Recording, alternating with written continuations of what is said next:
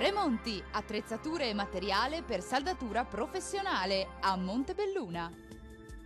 Temporanea pausa dal maltempo, ci attende una domenica con un tempo più asciutto e stabile sulle nostre regioni. Vediamo il dettaglio del 4 febbraio.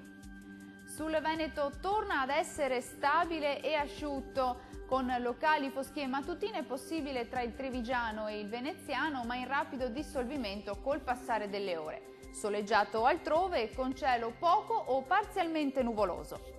Diamo ora uno sguardo alle temperature, le massime saranno comprese tra 4 e 8 gradi, valori minimi tra meno 5 e 0 gradi circa.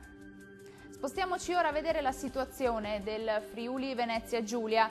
Anche sulla nostra regione sarà una bella giornata di sole, su tutti i settori il cielo si presenterà poco o parzialmente nuvoloso ovunque.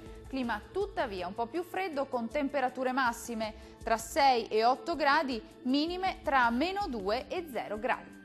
Concludiamo come di consueto con uno sguardo alla situazione del Trentino Alto Adige. Deciso miglioramento del tempo, sarà infatti una giornata asciutta e stabile su tutta la regione, ampio soleggiamento ovunque con cielo poco o parzialmente nuvoloso.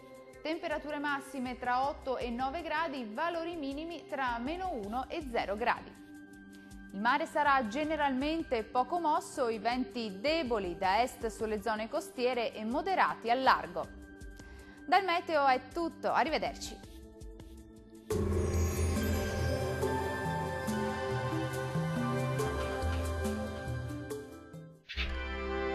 Tremonti, attrezzature e materiale per saldatura professionale a Montebelluna.